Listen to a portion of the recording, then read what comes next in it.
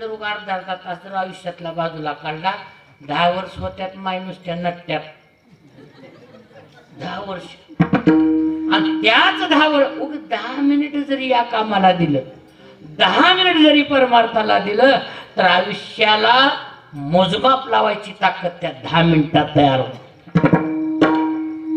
एवढी ताकद आहे म्हणून तुकाराम महाराज म्हणतात बाबा एवढं केलं तरी परमात्मा मिळत नाही गोष्ट खरी आहे पण शेवटी हे जाणार आहे जायाचे शरीर जाईल क्षणात हे क्षणात जाणार आहे एक दिन आना है तो एक दिन जाना है का कमवायचे आणि कोणीच कामाचं नाही याच्यामध्ये हे तर नाहीच नाही जेवढे नाते आहेत का लोक लय भारी नातं सांगतात माझ्या आत्याच्या मेवण्याच्या साडूच्या बाच्याचं पोरग आहे म्हणून आता एवढ्या लांबला का बंद बसला असेल लय कुठं याच्यामध्ये हो लय कुठं येऊ किती बी लांब तो बुलबुला है पानी का मत कर मान जवानी का तो बुलबुला है पानी का मत कर मान जवानी का नेक कमाई नेक कमाई नेक कमाई कर ले बंदे पता नहीं जिंदगानी का मन की आंखें खोल रे माटी में ना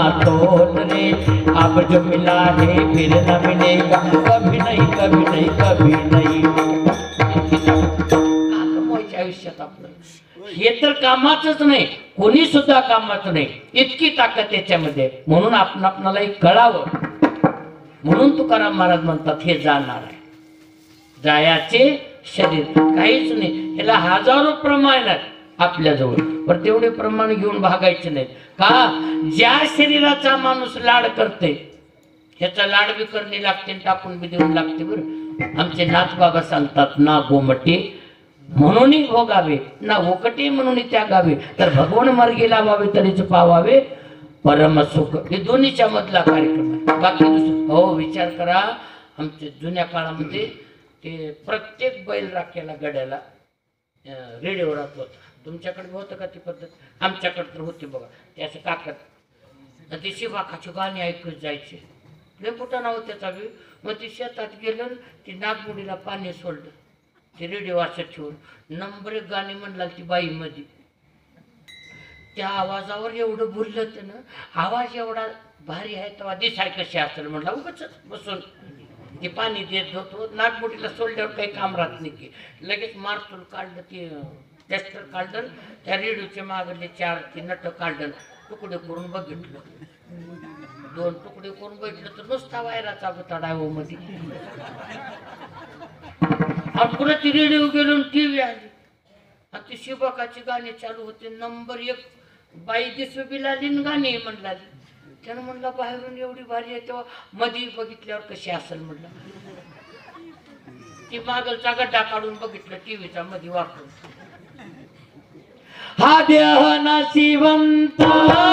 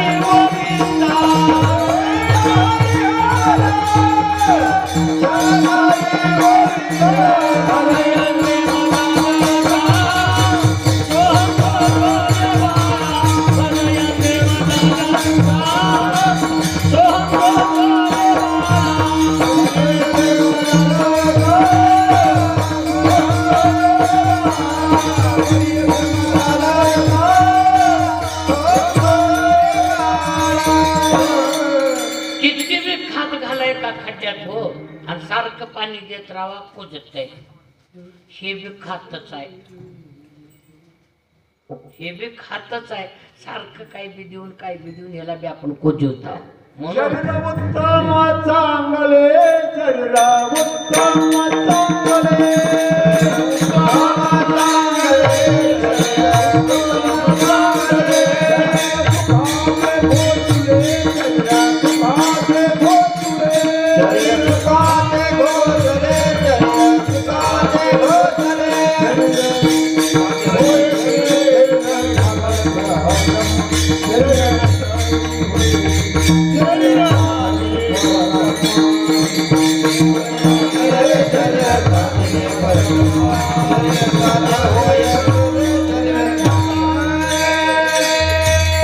एवढी ताकद.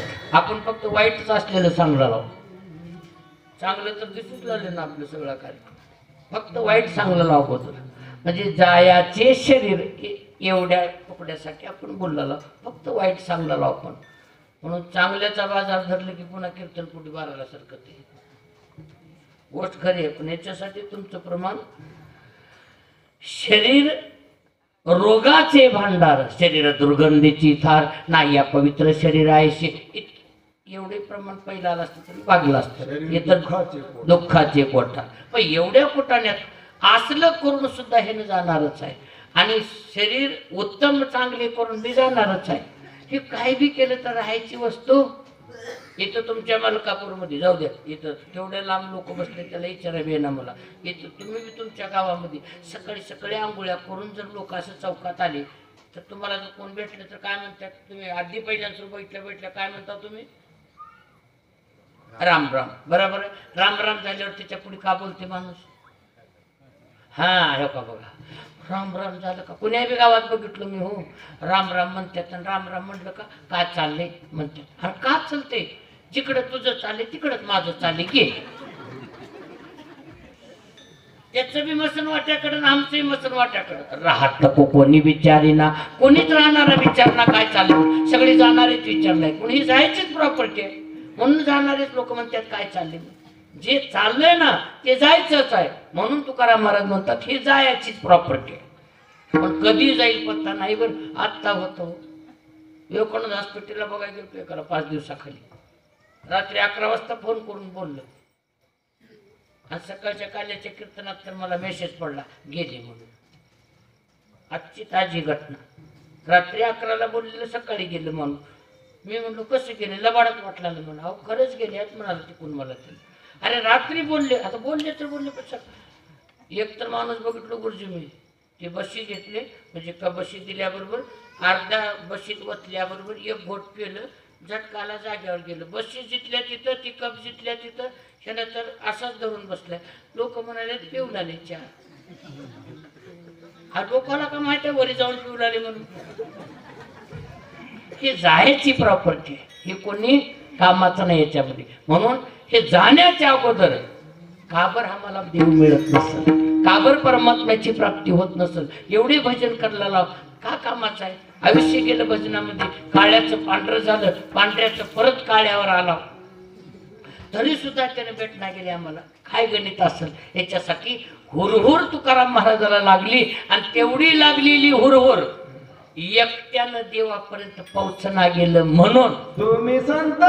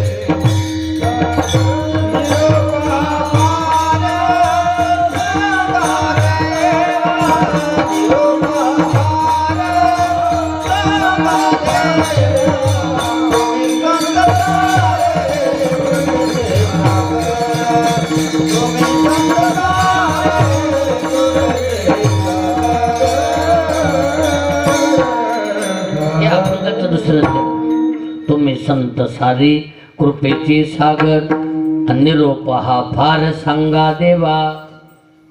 स्वतःला जमना गेल्यावर तुकाराम महाराजांनी पंढरपूरकडे जाणाऱ्या वारकऱ्याला, त्या संत मंडळीला हा निरोप सांगितला देवा की का हा गोपीनाथ पावेची ना. ही मंदिरातले जे देव आहेत का ती भेटतात गुरुजीवर, कुणालाही भेटतात. तुम्ही म्हणता काही बोललं कसं भेटतात, लोक बोललेले नवस फेडतात, भेटल्यावर फेडतात का उगीच फेडतात. बरोबर आहे का माझं म्हणणं चूक आहे. नवस बोलतात पुन्हा फेडायला येतात म्हणजे त्यांना मिळतो.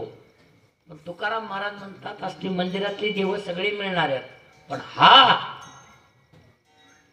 परमात्मा का बरं मिळत नसेल आम्हाला, ते विचारा तुम्ही जाऊ. इथला म्हणजे रूप पाहता लोचने सुख झाले तो हा विठ्ठल बरवा, तो तर तो त्याच जागी राहणार आहे. हो पण हा साधं गणित नाही. माझ्या भारत देशातली किंमत जर तुम्हाला सांगितलं तर मला वाटेल दगडात सुद्धा प्राण भरण्याची ऐपत ज्या देशात आहे तो देश माझा आहे. म्हणजे मूर्तीची आपण काय करतो, प्राण प्रतिष्ठा. दगडात प्राण घालायचं का सोपं राहते का, तो परमात्मा मिळेल. पण हा इथला जो परमात्मा आहे तो मिळणं गरजेचं आहे. तो हरे श्री हरी पहिला तो हरे श्री हरी पहिला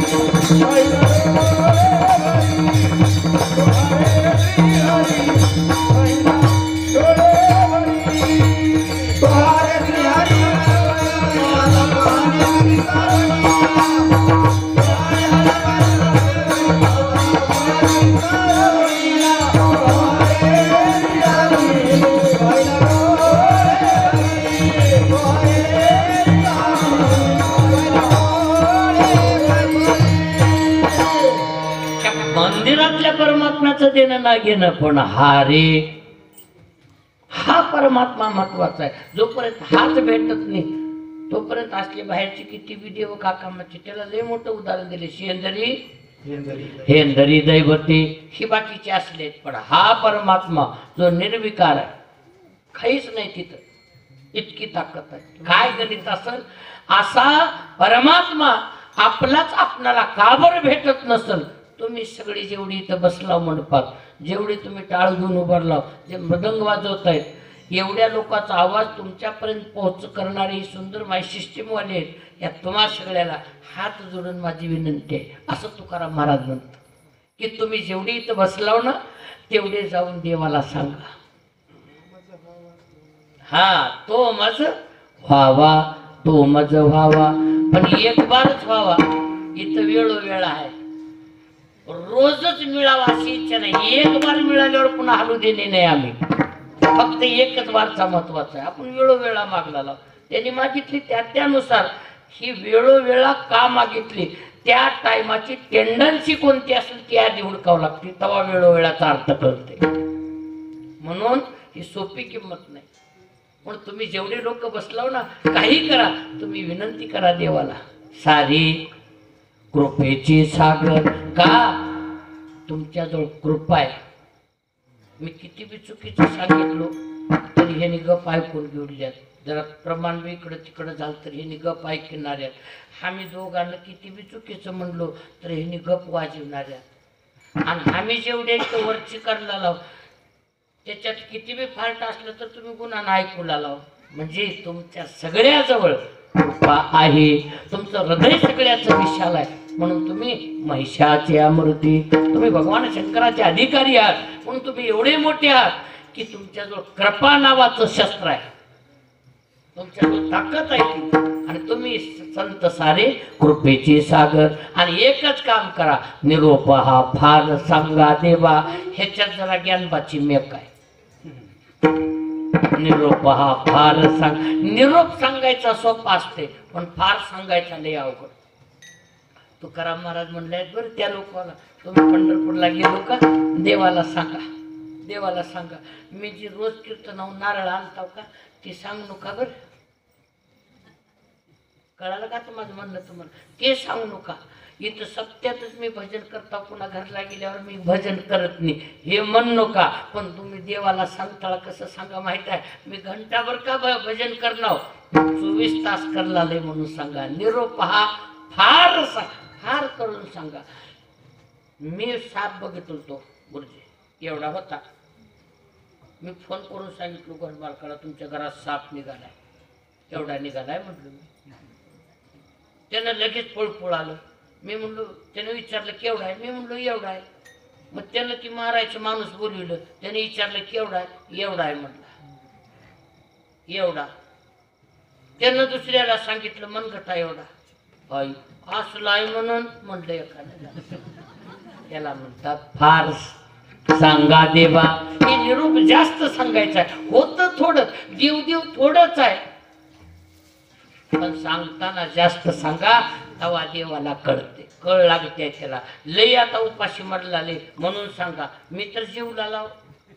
पण तुम्ही सांगताना असं सांगा का, तर तुम्ही जेवढे लोक बसलाव का तुमचं त्यानं लवकर ऐकत आहे.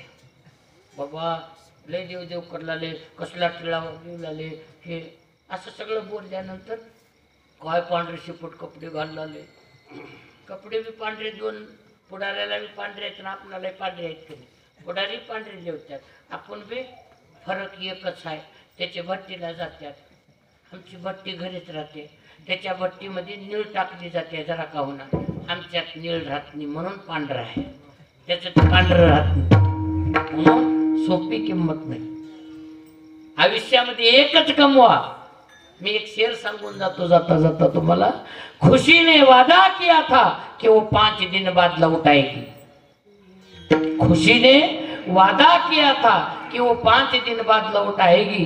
जब जिंदगी की किताब देखने को मिली तो जिंदगी 4 दिन की थी. लक्षात असू द्या बरं. तुमच्या माझ्या आयुष्यामध्ये आनंद कधी येणार आहे? 5व्या दिवशी.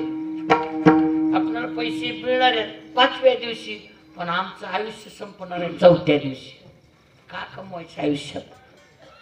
म्हणून तुम्ही जेवढे लोक इथं बसलाव ना, तुम्ही सगळ्यांनी विनंती करा की बाबा देवा काही कर. ते सुरेंद्र महाराज तेवढ्या लांबून आले, पण तिथून त्याची गाठ पड. काही कर, सुरेंद्र महाराजाला दर्शन दे, असं तुम्ही सगळ्यांनी जर म्हणलो तर 100% मला दर्शन देते. आणि इथं सांगा जाऊन, तिथं जर तुम्हाला विचारले लय शाळा शिकलेला आहे का जर म्हणले, नव लय जर खाते लिहिलेलं आहे का जर विचारले, त्याच्यात लय पैसे आहेत का म्हणून जरी विचारले, तर तुम्ही एकच सांगा,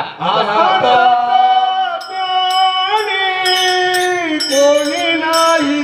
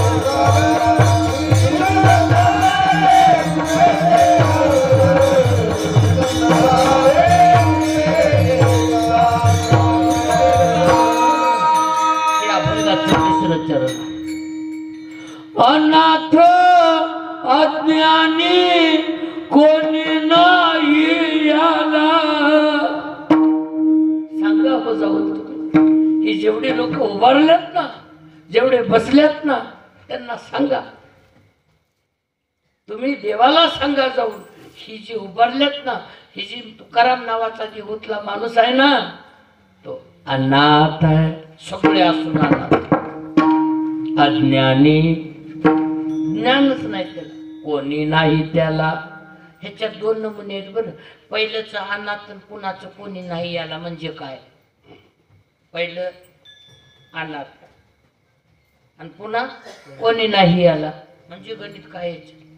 अनाथ म्हणजेच कोणी नाही आणि कोणी नाही म्हणजेच मग दोन बार काबर घ्यावं लागलं. हे बी महत्वाचा मुद्दा आहे ना. एक तर परमार्थ परिपक्व झाला, परमार्थात सुद्धा कोणी नाही आणि संसारात तर कोणीच नाही आता याला. असे दोन नमुन्याच आहे. काहीतर काही काही महाराज राहतात बघा, कोणीच चांगलं म्हणत नाही महाराजाला, पण महाराज नंबर 1 राहते. का बरं चांगलं म्हणत नाही? तर ते महाराजाचे गुण ह्यांना पास पडत नाहीत. का बरं? तर तसलं मग ह्यांना करता येत नाही म्हणून. मला तर सगळे शिवाय देतात मला. म्हणजे मी माझ्या 48 वर्षात कधीच कुणाला रुपये मागितला नाही.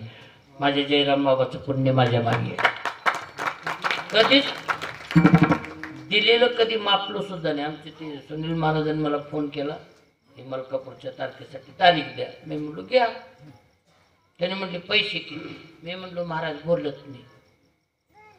त्यांना माहीत होतं, तरी बी कोणतं असेल गावातलं जवळ.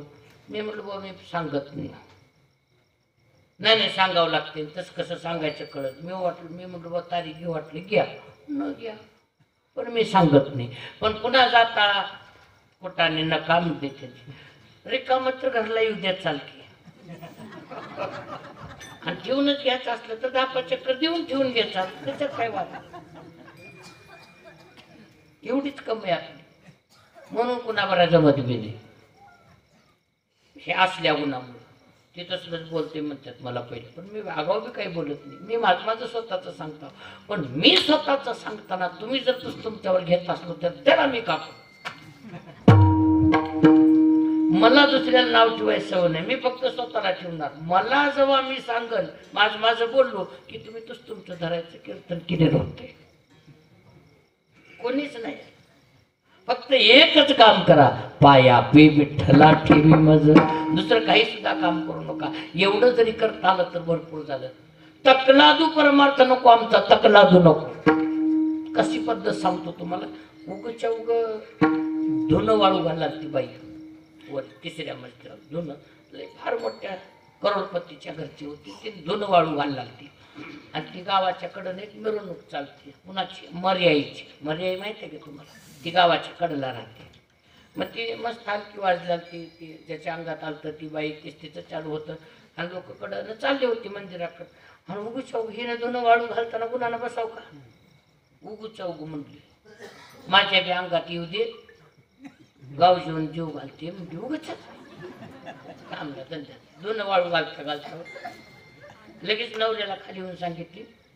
आणि ती अंगात येणार आहे माझ्या, मोठा कार्यक्रम करायचा आपणाला. मग त्यानं बी हे जय जय व जय देव जसं सांगत तसं ऐकू असल्यामुळं बरं म्हटलं त्यानं. कवाची तारीख काढायची? बराबर 1 तारीख काढायची. त्यानं म्हटलं अजून 1 महिना आहे की? नाही महिन्याचाच कार्यक्रम. 1 महिन्यालाच कार्यक्रम करायचे. मग काय होणार आहे? अंगात येणार आहे माझ्या म्हटली तिनं. त्या दिवशी माझ्या अंगात येणार आहे आणि कार्यक्रम करायचे. कुणाचा? मर्यायचा. मग ह्याला का माहिती आहे कसला राहते ती नवऱ्याला? सोलापूरचा बाजा सांगितलं गुरुजी. बाजा म्हणजे साधा बाजा नाही, तासावर होतं कार्यक्रम, तासावर. आमच्या लातूरला आमचे एक नाव घेऊन कुणाचा तर कीर्तनात, पण त्याच्या पोराच्या लग्नाला आणलं तर ती बायावाचं होजोस तरच 1 तास गेला. 2 तासाचंच बोलून आलं. नेमकं हनुमान चौकात गेल्यावर त्याचा तास संपला. बस म्हटलं आता कार्यक्रम संपला. गेली ती निघून. आता पुढचं तसं मुक्कच घेऊन जावं लागलं घरला. असली ती बी कार्यक्रम. म्हणजे सोलापूरचा बाजा सांगितलं. 5 पोते साखरच्या नुकत्या गाळलं. कशासाठी? अंगात येणार आहे म्हणून. एवढा मोठा मंडप मारलं. कितीतरी डिजिटल पत्रिका काढलं. 2000 पाहुणे आले असं मंडपात बसलेली आणि असं स्टेज तयार केलं हिच्या अंगात यासाठी आणि एवढं सगळं तयार केलं ना. आता 2 तास उभारली. आता उग येते वय अंगात ती. आता आम्ही उगाच करला लाव सध्या आम्ही सगळेच लेकर उद्या सकाळी करा बघू पुन्हा येते का माहिती कालच लागते त्याला. किती बी बाजा वाजला अंगातच ये नाही गेलं. एकाने येऊन विचारलं मॅडम काय गोळ उभारला होता आता स्टेजवर एकटं. लोक तर दुनियाचे बसल्यात जेवायची वाट बघुल्यात कवा तुमच्या अंगात येते इनाच गेले म्हटली तिनं. खरं सांगितले तिला. त्यानं म्हणलं खरं सांगू का हे बाजेवाले चलत नाहीत म्हणलं अंगात यायला. मग हलक्या पाहिजे म्हटलं त्यानं. बरोबर राय सांगितलं त्या गुरुनं. मग त्या हलक्याला बोललो ते बंद केलं सगळं आणि वाजू द्या बरोबर. मंडळी बाजूला सरका माझ्या अंगात आलं या बरका. मंडळी बाजूला सरका माझ्या अंगात आलं या बरका. मीच म्हणावं लागतं हे नाही म्हणायचं दोष लागतंय.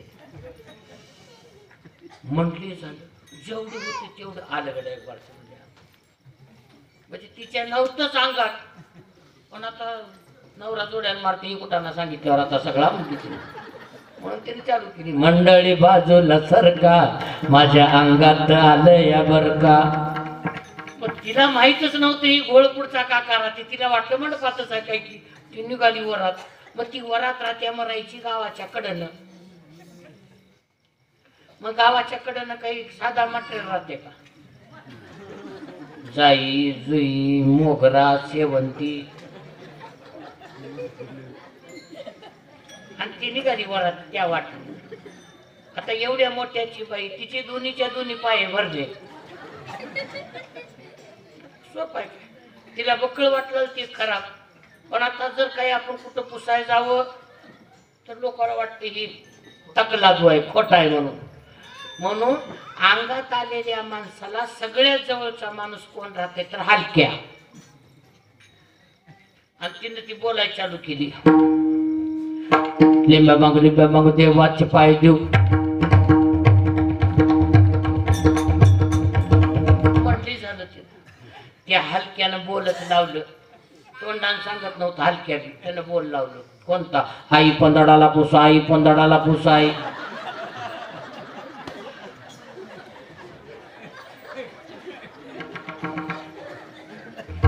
असली भक्ती केल्यावर किंवा असला तकला दुपर मारता केल्यावर पाया पे विठ्ठला ठेवी मज म्हणायची का गरज आहे. परमात्म्याचे पाय मिळतील का आपल्याला नाही मिळणार. त्याच्यात ओरिजिनॅलिटी लागत असते आपल्याला. हो साधं नाही. माझ्या पांडुरंगाचं जर सांगितलं तुम्हाला एक साधं सांगून जातो माय सगळ्याला. बघा तुम्ही उद्या तुमच्या बी गावात असतील ती सकून बघणारे आहेत का माय तुमच्या. क्या बात आहे. सकाळी जाऊन विचारा तुम्ही त्या सकून बघणाऱ्या बाईला म्हणा तुम्ही तिला विचारा तू आतापर्यंत सगळ्याचे 9 सकून काढून दिलेस होय. मग कुणा कुणाला लागले तिने सांगते यादी तुळजापूरची लागली आहे. कुणाला बी लागते बरं तुळजापूरची. मैलारचा माळेगावचा कुणाला बी लागते. जेजुरीचा पाडीचा नवदुर्गाचा ही सिद्ध्याप्पा कुठली बी लागतात. सगळी लागायची देव काढून देतात. त्या माईला उद्या विचारा जाऊन माय सगळे देव कुणाला वड्यातलं लागलेलं सगळं काढून देतात त्यांनी. त्या बाईला विचारा कधी कुणाला पांढरंग लागलेलं काढून दिल तेच का विचारा. पंढरपूरचा माझा पांडुरंग कुणाला काढून दिले का विचारा तिला. तिने जर काढून दिली म्हणली मरेपर्यंत पटका बांधणार नाही. जन कुणालाच लागत नाही त्याच्या मागे आम्ही लागत नाही. आमचं दुर्दैव आहे. जन सगळ्याच्या मागे लागते त्याच्या मागे आम्ही लागतो. दम नाही आमचा कार्यक्रम. तिकडच चालू आमचा कार्यक्रम. काहीच लागत नाही. तिलाही गोड वाटते हो गार. एवढं म्हणल्याबरोबर कार्यक्रम जाते बिघडून सगळं. फक्त म्हणायला इकडे किती म्हणा तुम्ही आता विश्वात्मक का म्हणाले की म्हणते नुसतं गार म्हणल्याबरोबर बिघडते माणूस. म्हणून असले माणसं कधी परमात्म्याच्या पायापर्यंत जाऊ शकत नाही. म्हणून तुकाराम महाराज मंडपातल्या सगळ्याला विनंती करतायत की बाबा तुम्ही देवाला सांगा, माझं थोडंच परमार्थ केलेलं जास्त करून सांगा, पण पायापी विठ्ठला ठेवी म्हण, काही करू म्हणाव, फक्त देवाच्या पायावर मला राहता येऊ एवढंच कर म्हणाव. आणि जर सुद्धा देवानं किती बी खोदू तुम्हाला जर विचारलं आणि जर कमी जास्त पडलं तर नेमकं माझी राखण कशी करायचं तुका म्हणे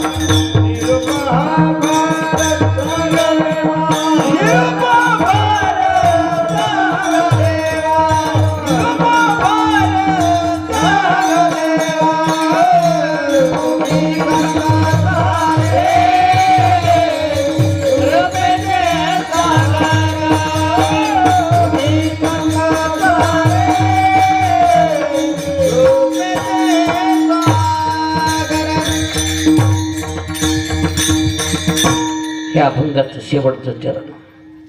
तुका म्हणे ऐशी करा निर्वण. निर्वण म्हणजे पाठराखण. कोणतं पाठराखण करणार असावं लागतं. एवढ्या साधू संताला तुकाराम महाराज विनंती करतायत, व माझी पाठराखण करा.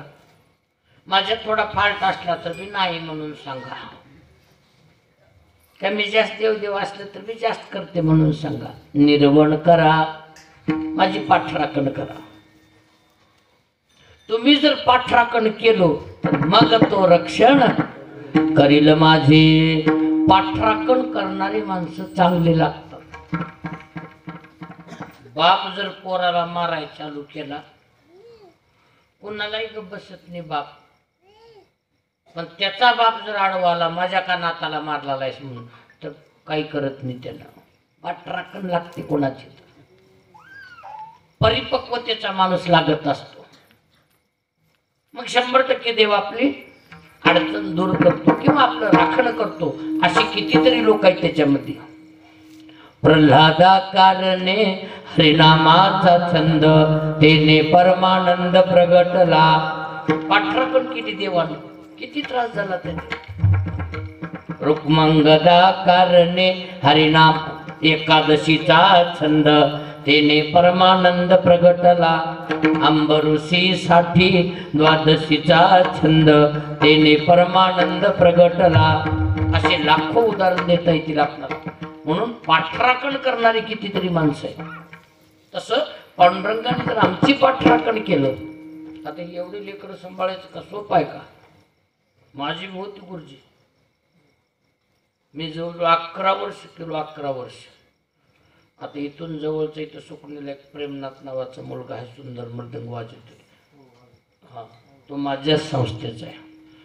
सगळे हे जी गुण लागलेले आहेत ना, 11 वर्ष तेच काम केलं गुरुजी. आता फक्त कोणी बी चालू आलं का त्याच्या फक्त पाया पडतो. मी चालू ना गेलो आता. लई पोटाने आहेत त्याच्यामध्ये. थोडा आपल्याला 10-11 वर्षाचा कालखंड त्याच्यामध्ये गेला. मी जवळजवळ 18च्या 18 अध्याय भगवद्गीतेचे मुखतखोत करून घेतले होते गुरुजी. कांची कामकोटी पीठाचे जगद्गुरू आहेत ना, त्यांनी थोडं ते बक्षीस लावलं होतं. 6,000 रुपये विद्यार्थ्याला पाठ झाल्यावर. मी 48 विद्यार्थ्याकडून अख्खी भगवद्गीता पाठ करून घेतो. 85 मुलं होती माझं. 48 पर्वाला पाठ झाली. हा, मग ते 11 वर्षाचा कालखंड होता ना आमचा. पण 5 वर्षामध्ये ते केलेलं होतं. 700 श्लोक पाठ. म्हणजे सगळं करून करून आता ह्याच्या नादाला लागणे म्हणत बसलेला. म्हणजे कीर्तन सुद्धा करून इथपर्यंत कार्यक्रम आहे. म्हणजे सोपं नाही कार्यक्रम. का लोकाला शांतपणा शिकवण्यामध्ये आपलं शांतपण कधी संपून जाते पताच लागणार. म्हणजे दुसऱ्याला परमार्थाला लावण्यामध्ये आपला परमार्थ किती कमी होऊन गेला पता लागत नाही. दुसऱ्याला पक्वा शिकवण्याच्या नादात स्वतःचा रियाज संपून गेला याची यादच नाही ना तुम्हाला. हे सांगतो, बाकी दुसरं काहीच नाही. मग कुठपर्यंत सांगायचं आपण? आणि लोक तर दुनियाची बोलतात का साधा आहे का काय? मी असं दोस्तर घालून निघालतो. एकाने म्हटलं कुठं आहे मग आज? म्हटलं मी म्हटलं चालला हो कीर्तनात. मजा आहे बाबा. मी म्हटलं कसं काय? उभा राय कोंबड, बसायला गादी, खायला चमन. म्हणलं मला ते. मग मला राग आली, पण असले नीट करायची सवय मला माणसं. मी म्हटलो चला संग येणार आहो एका दिवशी म्हणलं मला. आणि श्रावण महिन्यात माझ्याकडे आलं. येणराव कीर्तनाला. माझ्याकडे देगलूर कीर्तन होतं. झाडे आंबोलगा आहे. चल म्हणलो. बसलो गाडीत. गेलो. गेल्याबरोबर माझा होता चातुर्मास. मी बाहेर कुठं जेवत नाही, घरीच जेवतो. एकच टाईम. कांदा नाही, लसूण नाही, काही नाही. आणि बाहेर कुठंच नाही. आणि माझे 4 दिवस कीर्तन होते रात्रीचे. 5वं काल्याचे कीर्तन मग करून घरला यायचं होतं मला. मी रोज मोठभर शेंगदाणे खायचं, त्याला बी शेंगदाणे द्यायचं, मोठभर द्यायचं, त्याच्यावरच चालवायचं. 4 दिवस 4 मोठीत कडला. त्याला म्हणाय बी नाही गेले जेवतो म्हणून. लोक म्हणाले मला महाराज तुमचा तर चातुर्मासा सांगते त्याचा बी माणसं नीट करायला शिकावं लागते. आपण उघड कमी कंबर बांधायची नाही. माणसं कधी आपल्याला उचलून कडला टाकते पता लागत. 5व्या दिवशी काल्याचं कीर्तन 5व्या मोठीवर घेतलो निघालो. उदगीर ओलांड्यावर तिला फोन केलो. तिला म्हणल्यावर कळते की माहिती म्हणजे अवघड वस्तू नव्हती. तिला फोन केलो स्वयंपाक कर म्हणून सांगितलं. जेवाय बसलो दोघं.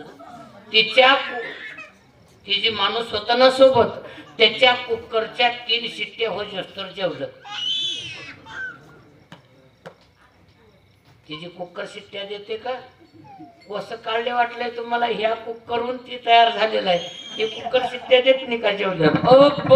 काही शिट्ट्या 3 शिट्ट्या होजस्तर जेवलं माझ्या जेवण झालं. मग ती पान सुपारी झाली. मला म्हणलं महाराज जरा बाहेर चला म्हणलं. मी म्हणलो कसं काय नाही जरा इथे बाय आहेत जरा बाहेर चला म्हणलं. गेलो बाहेर गेल्यावर त्यानं काय प्रश्न विचारला माहित आहे. महाराज एक विनंती आहे तुम्हाला. मी म्हणलो सांग. एवढं 4-4 दिवस उपाशी मरताव 4-4 महिने उपास करताव गजगेवणी कस काय म्हटलं त्याला. माझं म्हणणं बरोबर आहे का चुकीचं आहे. त्यानं मला विचारलेला प्रश्न आहे बरं. त्याच्या डोक्यात होतं ना की महाराज ह्याच कामाचे आहेत खायच्या कामाचे म्हणून. आणि ती मला विचारलं 4-4 महिने उपवास करताव. आता 4 मुठीमध्ये 4 वर्ष म्हणजे 4 दिवस काढलो तुम्ही नुसत्या शेंगदाण्यावर. गजगेवणी कसं काय म्हटलं त्यानं मला.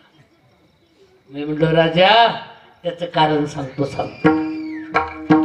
आम्ही एक बार घोंगड्यावर उभारल्यावर घोंगड्यावर उत्तर जसतो 1 मिनिट सुद्धा आम्ही घरची याद काढत नाही. एखाद्या सप्त्याला 8 दिवसासाठी व्यासपीठ करायला गेलं नाही, मृदंग वाजवायला गेलं नाही, गायनाला गेलं पहिल्या दिवशी तर काला फुटल्याशिवाय आम्हाला घरची याद येत नाही. 1 2 3 4 5 6 7 राम 8 वेळो वेळा आणि मग आनंदो रे आजे आनंदो रे. इतकी ताकद आहे. 8 तुम्ही कधी याला काल चालू येतो का घरला केव्हा जाणार 1 तारखेला. मग काही बंद बसला असेल का घरभार सोडून इथे राहण्यावर. त्याचं कारण ते आहे.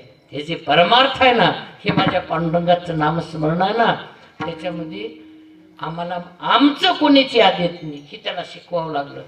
तर आज ती ज्या माणसात सांगला नव्हता तो माणूस नंबर 1चा कीर्तन करायचा सध्या. दुसरं काय कमवायचे. जे आयुष्यभर लोकांना नाव ठेवलेलं माणूस आता कीर्तन करायचं चालू केली जमणार नाही सध्या. इतकी ताकद आहे. फक्त करता यावं लागतंय आपणाला. किती ज्ञान पाजोळ आले ते महत्वाचं नाही. थोडंच का असना किती जगाला योग्य रूपाकडे वाटचाल करायला होती ते महत्वाचं आहे. अहो का करायचे हे धर्मगुंडे राजगुंडे लोकगुंडे पड़ गए घुसखोर गुंडे चोर गुंडे साव गुंडे चढ़ गए व्यापार गुंडे प्यार गुंडे बात गुंडे अड़ गए सब जगह गुंडागर्दी से राज ठंडे पड़ गए इसलिए संत रस्ते पे चल पड़े. 12 कोस लांब असलेलं गुरुकुल उचलले पंडित महाराजांनी गावात आणून बसविले आणि तिथले पोर काही ताणले. रस्ते पे चल पडे. रस्त्यावर येऊन सांगावं लागलं ना लोकांना आता की वनातलं गुरुकुल आणून. इथपर्यंत ह्या पातळीला आलं तरी बी आम्ही सुधरत नाही. त्याच्यात आमचा काय दोष आहे का तुमचा काय दोष आहे. हुडकीत बसायचं नाही. बाकी काही सुद्धा करू नका. फक्त तुम्ही एकच कमवा. प्रत्येकाची कोणीतरी पाठराखण करावं असलं जगा. पारमार्थिक पाठराखण आपली कोणीतरी करावं असलं जगा. बाकी काही करायची गरज नाही. शास्त्राभ्यास नको, श्रुती पडू नको, तीर्थासू जाऊ नको, योगाभ्यास नको, व्रतेती मख नको, काळाची भयमानसी धरू नको, दुष्टाशी शंकू नको आणि ज्याची आपत्तीत तरती तो शंभू सोडू नको. एवढं जरी करता आलं तरी भरपूर झालं. दुसरं काहीच नाही. म्हणून तुकाराम महाराज म्हणतात की बाबा तुम्ही संत सारे कृपेचे सागर निरोपहा फार सांगा देवा विठोबार कुमार. विठोबार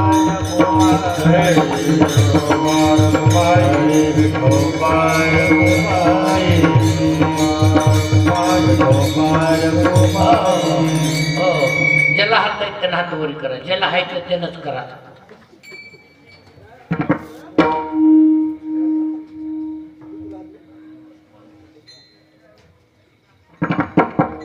अशोकराव काका तिकडे उभारले बघा, एक जण तिथे दोघ जण आहेत, त्यांना सांगा. हा हो काका तुम्ही करा ना. आज कसं अर्धा बी हात करू नका.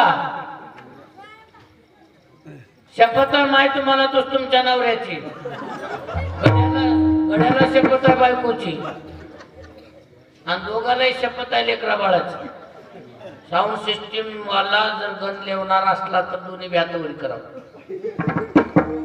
ती गण जात नसल्यावर त्याला मित्र काय करू. हा मी जसं टाळी वाजवतो तसं सगळ्यांनी एकदाच टाळी वाजवा मन लावून.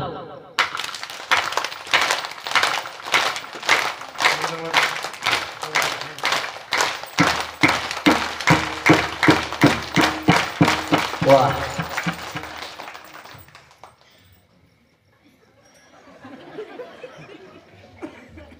हा हात खाली करा. विठ्ठल